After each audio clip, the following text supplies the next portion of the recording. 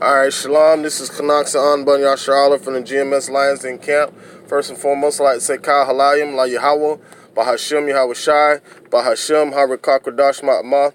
Double honors to the elder apostles of Great Millstone, and salutation to the Akim that are pushing the truth and sincerity and truth, and peace and blessing to the men, women, and children that believe in the name of Yahweh Bahashim Yahweh Shai, man. Doing a quick lesson, man. I'm in transit. I got so excited I can't wait to get home. I couldn't wait to get home to do it, so I just figured out a way to do it in transit. Man, this is it, man. It says the U.S. confirms pullout from INF treaty. Moscow will respond if missiles placed in Europe. Deputy FM. It says, and that's a beautiful thing, man, because we have the collapse in the economy, man. And like the Dow just dropped again, so that's another sign of the chip being pushed. All right, and right after the chips being mandatory, man, that's when the hot war is gonna come. So it's this could happen. Not trying to set any time periods, but this could happen well within the next few months or so. All right, with them pulling out to this treaty and talking about placing missiles over there in Europe, Russia's gonna respond to it.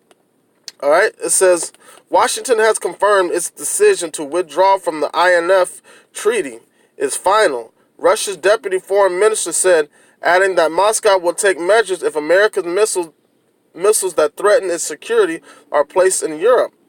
Washington publicly announced its plans to withdraw from the treaty, the intermediate range nuclear forces, already in October. Through the high-level bilateral channels, it was confirmed to us that this decision was final and wasn't an attempt to intimidate. Dialogue. Sergei Ryabakov told the Kommersant newspaper. All right, it says. All right, it said Russia will easily design missiles to defend itself if U.S. pulls out of INF, stated by Vladimir Putin.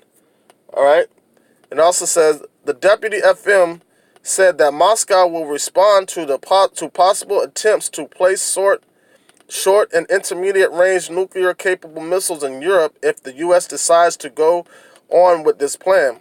We will be forced to come up with effective compensating measures. I'd like to warn against pushing the situation towards the eruption of new missiles crisis. I am convinced that no sane country could be interested in something like this, he said. All right. All right. It says Russia isn't threatening anybody, but have the necessary strength and means to counter any aggressor. And that's a beautiful thing, man. Russia is that bear. All right. That's going to lead these nations down to the valley of Yahweh Shaphat, man. All right, they're going to give the other nations confidence into going up against America, man. It says back in October, President Donald Trump warned that Washington was planning to unilateral withdraw from the Intermediate Range Nuclear Force Treaty because Russia has not adhered to the agreement. The U.S. leader also promised that the country would keep boasting its nuclear arsenal until Russia and China come to their senses.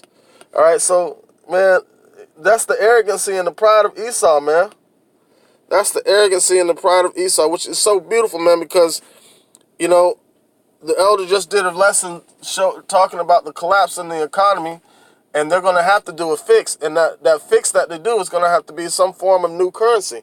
And we all know that's cryptocurrency, and I did a lesson last night about the BitStop, which was like a Bitcoin. You could harvest. It's like a Bitcoin ATM. All right, you could put in regular money to get Bitcoin and set up your Bitcoin wallet, which is the blockchain system, man. It's all beautifully coming together in the name of Yahweh B'Shem Yahweh Shai, man. Kal Halayim La Yahweh B'Shem Yahweh Shai, man.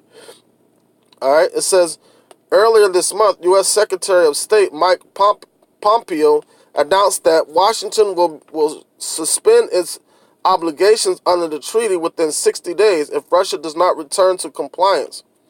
Signed in late 1988, the INF agreement was considered a milestone in ending the arms race between U.S. and the USSR. In recent years, Moscow and Washington have repeatedly accused each other of violating the INF deal. While the U.S. was alleged that Russia was developing missiles prohibited by the treaty, Russia insists that the American anti-missile system deployed in Europe can actually be used to launch intermediate-range cruise missiles. All right, and I put a link to the article in the description box. Matter of fact, I'll do that now.